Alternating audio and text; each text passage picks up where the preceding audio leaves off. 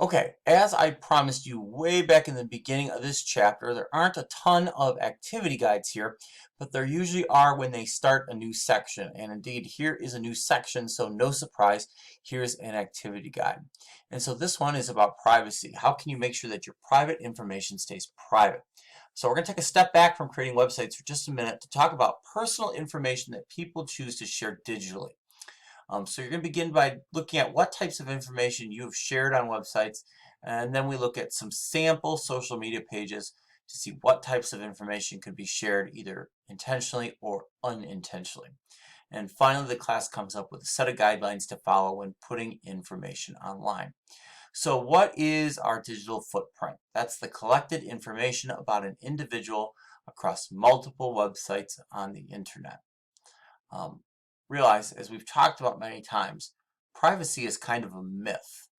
I've already talked to you about that example of when I go to Las Vegas and there's a number you text, and when you text that number, it sends you deals. And I would walk into a certain place and it would send me a certain coupon.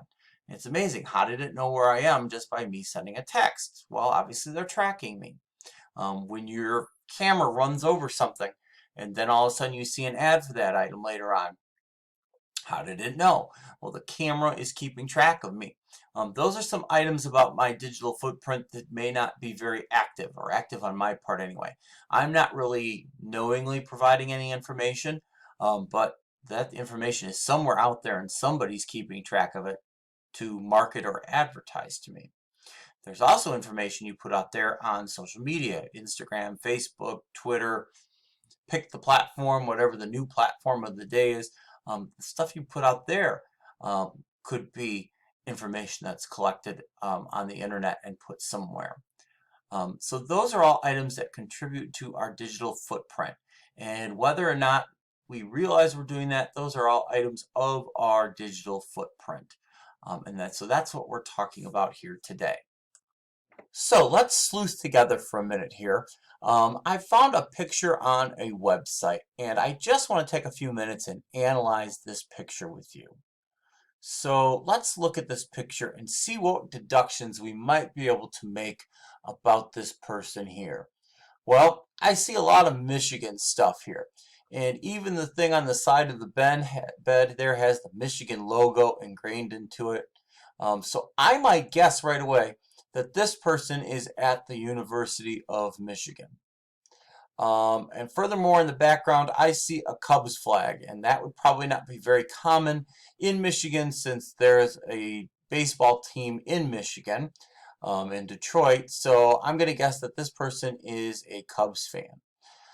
If I had a screen grab tool on this here, I would probably take this image and maybe even be able to blow it up and see what's written on these cards over this person's desk here.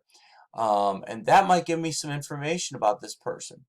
So just by looking at this picture, I was able to figure out some things about this person, perhaps where they are, their interests, maybe even personal details about them, just from looking at one picture.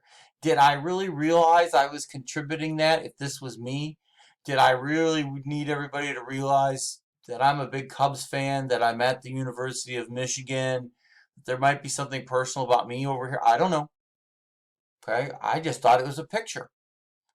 But there's all sorts of information there that we can grab and maybe understand. And that's what this lesson is about realizing the information you're putting out there and the impact that that information you're putting out there, knowingly or unknowingly, could be used by somebody. Okay? I'm not saying everybody out there has ill intentions, but there are some people that certainly do. And so we have to realize that when we use social media and when we put information on the internet, there's a potential cost to that information. And so we have to understand what that cost may be. So let's come back to code.org and we'll go ahead and look at what we're doing here in the activity guide. I want you to notice here there is a second bubble here, and we're going to go ahead and look at that in a minute because you're going to need the second bubble to fill out the activity guide. And so the activity guide here for Social Sleuth is just that. You're going to do some online sleuthing. They're going to give you some information about some people. They've got face spaces, they've got chirpers, and they've got instant frame accounts that you're going to see here. And it's your goal to gather as much information about those people as you can.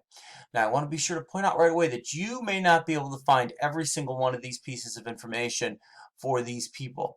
The goal here is to find as much as you can, not everything. So there's no need to panic if you can't find everything. That's intentional. You're not going to find everything here.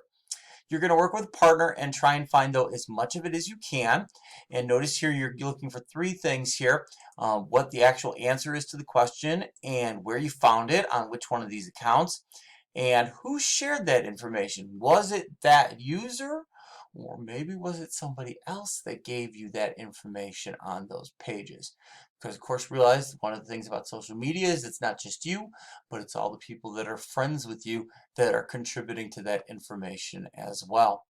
So that's the activity guide you're going to fill out here. And then down here, a couple simple questions, a piece of information that your users probably did not mean to share, and you want to list how it was shared. And which of the two users do you think was better in protecting their privacy?